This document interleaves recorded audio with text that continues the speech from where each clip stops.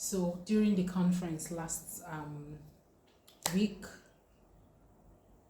22nd and 23rd of September, one of our guest speakers mentioned something that did stick to my head, and she said that some women have been destined to be wealthy. So women have been destined to be very, very rich. And I was like, it is like a eureka moment for me. But then after the conference, I listened to that again and I paid attention. And my memory took me to someone who she's late now, but she used to be my mom's cousin. And one thing my mom always talked about that woman is the fact that she says she is blessed. She's blessed, she is favored. So whatever it is she puts her hands to do just blows up really big, blows up really huge. And so see what happens, see what her husband does. So her husband allows her to start a thing. So when she begins to get really big in it, he will come into it. Before she got married, I think she got married before my mom. I remember my mom said she was at her wedding before she came to at Onitsha in Fege. So she said after they both got married, she joined her husband. Although at first she was doing hers, now their own. If you know Anambra people, at that time, the woman, many times Anambra men don't allow their women to go to work, like they don't allow them to do anything. But this woman won't just sit. So she started doing things. And then husband noticed that those things would really go really big, and everything she just lays her hand in just gets big. Anything she lays her hand in, gradually she was bringing every business she got into, her husband would come into that business too. Later her husband said, okay, why not you join me into my own business? And so she started going to his shop with him. And this is what happened. I think it's Onitsha Main Market. Yes, this is what happened. When she came into that business with the man, the man blew up. Like, he got really big. Many people were wondering what exactly is this? Like, what exactly it is that this man is doing differently. He got more shops, he got more boys, more apprentices, the one we call boy. Yes, when you have boy, when your shop is really big, you have boys.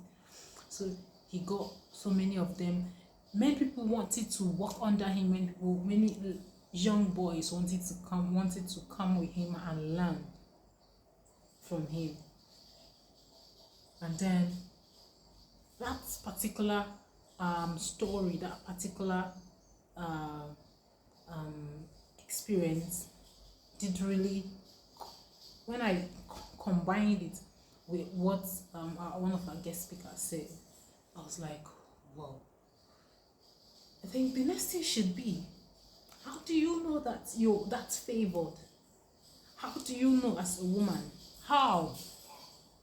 When as a woman you should, like, your being favored is not only to come into the marriage and multiply, there should also be, there's always something about you, there's something you're not leveraging, there's something you're not paying attention to. And trust me, after listening to that lady speak, the next thing that came to my mind was, if you're that kind of woman, you definitely are not supposed to marry just anybody.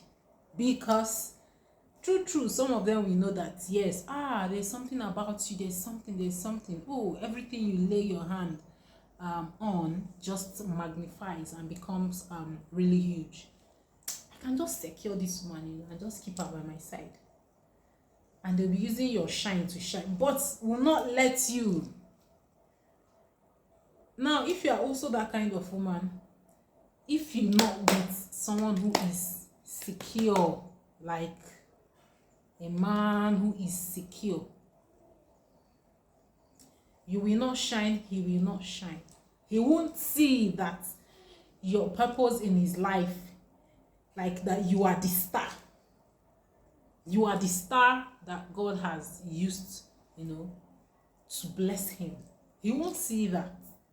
And you as a person, you would somewhere you will know that you are not fully yourself. Like you're not living.